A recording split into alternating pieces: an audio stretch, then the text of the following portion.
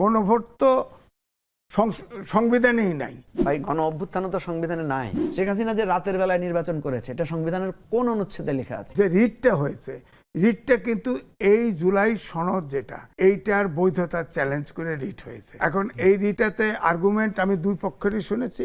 এক পক্ষ বলছে জুলাই সনদে যেহেতু জনগণ ম্যান্ডেট দিয়েছে, সুতরাং এটা সবার জন্য গ্রহণ করতে হবে। আর আরেক পক্ষ বলতেছে জুলাই গণভোট তো সংবিধানেই নাই, সুতরাং এই গণভোটও যদি করতে হয় তাহলে সংসদে অনুমোদন নিয়ে করতে হবে। কিন্তু আবার জুলাই সনদে লেখা আছে, দেখেন আলিরিয়ার সাহেবটা গ্যাঞ্জাম লাগাই দিয়েছে, 4 দফার ভিতরে কিন্তু নোট অফ ডিসেন্ট উল্লেখ ছিল না।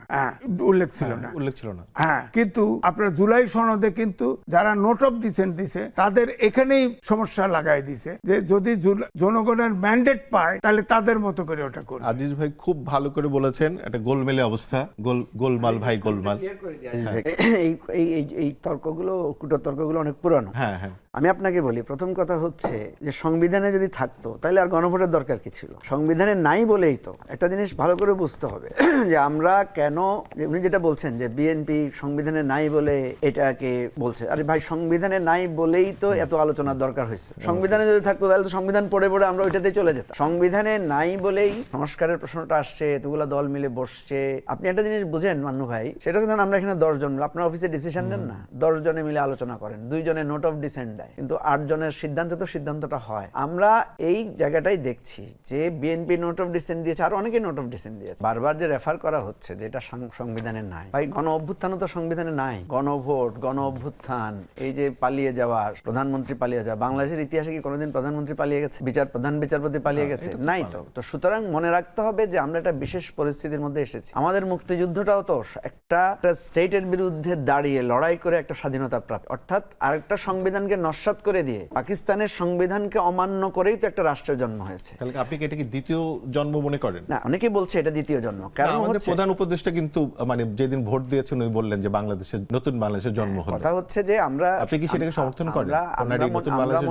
আমরা তো মনে করি এটাকে সেকেন্ড রিপাবলিক বলার চেষ্টা করা হয়েছে। আমরা বলেছি বাংলাদেশ 2.0 বলেছি, আমরা বলেছি এটা একটা নতুন রাজনৈতিক বন্দোবস্ত। মনে রাখতে হবে নিয়ম যখন ভেঙে পড়ে, আপনি দেখবেন একটা, না না আমি আপনাকে বলি, একটা বিল্ডিং এটা প্রথম কথা, আমি কথা বলি অবশ্যই এন্ডোর্স করি আমরা। আমাদের আপনি নতুন বাংলাদেশ হয়েছে এটা মনে করেন? না না, আমরা মনে করি এই গণ অভ্যুত্থানের মধ্য দিয়ে নতুন অভিপ্রায়ের যাত্রা শুরু হয়েছে। যেহেতু ইলেকশন পাই নাই আমরা, যেহেতু আমরা আমাদের গণতান্ত্রিক অধিকার পাই নাই, আমাদেরকে নতুন করে জাগতে হয়েছে। আপনি দেখেন গণ অভ্যুত্থানে সবাই একসাথে হয়েছে না, সবাই সাপোর্ট দিয়েছে না, তখন তো কেউ মাঝখানে দাঁড়ায়।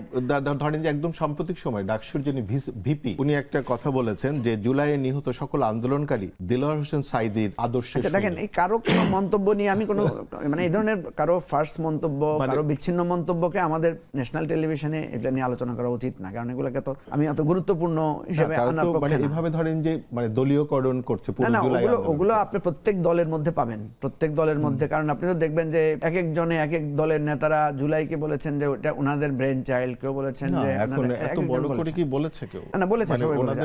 আমি আপনাকে ওই ছোট্ট ক্ষুদ্র সময়টা নষ্ট করবেন না, আপনি মৌলিক জায়গায় থাকেন। মৌলিক জায়গাটা হচ্ছে কনস্টিটিউশনাল যে রুলস, এটা ব্রেক করে গিয়েছে। শেখ হাসিনা যে রাতের বেলায় নির্বাচন করেছে, এটা সংবিধানের কোন অনুচ্ছেদে লেখা আছে? শেখ হাসিনা যে হেলিকপ্টার থেকে গুলি করে মানুষকে মেরেছে, লিথাল ওয়েপন ব্যবহার করেছে, এটা কি কনস্টিটিউশন আমাদের ল এন্ড অর্ডার সাপোর্ট করে? করে না। তাহলে আপনি দেখেন যে জনগণ যে গিয়ে গণভবন ঘেরাও করে শেখ হাসিনার ক্ষেতের লাউ ধন্যা পাতা পর্যন্ত নিয়ে আসছে, এটা তো আমাদের মানে আমাদের দণ্ডবিধি কার্যবিধি কোনোটারই সাপোর্ট করে না। তাহলে মনে রাখতে হবে এমন একটা পরিস্থিতি গিয়েছে যার কারণে আমাদেরকে যেটা আজিজ ভাই বলেছেন কনস্টিটিউশন 106, যেটাকে বলা হয় ডক্ট্রিন অফ নেসেসিটি, এটা এখন নেসেসিটি, এটা এখন আমাদের দরকার, সেই আলোকেই এটাকে বৈধতা দেওয়া হয়েছে। সুতরাং আমাদের দরকার ছিল বলেই এই কনস্টিটিউশনালের মানে রুলস গুলো আমাদেরকে বাঁচাতে পারে নাই বলে, এবং কনস্টিটিউশনের দোহাই দিয়ে আমাদের উপর অন্যায় চাপানো হয়েছিল বলেই একটা গণ অভ্যুত্থান হয়েছে, এবং গণ অভ্যুত্থানের ক্রমধারা বলেই কিন্তু গণভোটটার প্রশ্নটা এসে। এটা যদি আপনি এখন এখানে যদি আপনি সংবিধানের প্রশ্ন তোলেন তাহলে গণ অভ্যুত্থানও প্রশ্নবিদ্ধ হবে। একটা জায়গায় ঐকমত্য পেয়েছি আমরা, যে জন্য এটা আমাদের কাছে ঐতিহাসিক। এই গণ অভ্যুত্থানের দিন আমরা সবাই এক একাকার হয়ে গিয়েছিলাম। বিএনপি বলেন, জামাত বলেন, ছাত্র বলেন, ছাত্রী বলেন, তরুণ বলেন, বৃদ্ধ বলেন,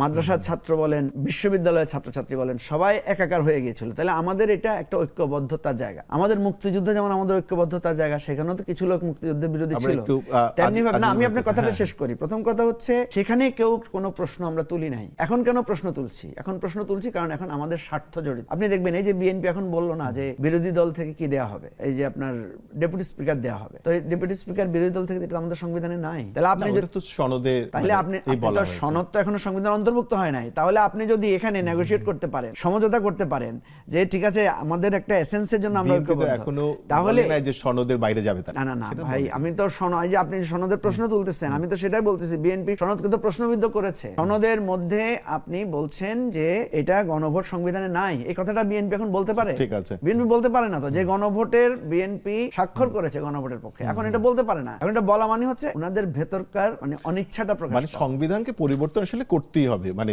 যদি এগুলো করতে হয়।